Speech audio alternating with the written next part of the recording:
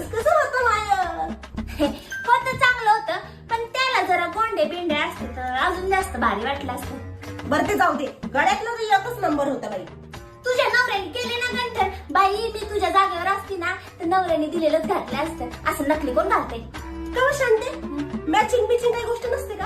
हा, तुला माहित आहे का तुझ्यासारखी नाही मा काम की घातलं काही गोडगोडात निघालं बाहेर, ब्लाऊज कोणता का साडी कोणती भामट्यावानी. बस जास्त बोल नकोस.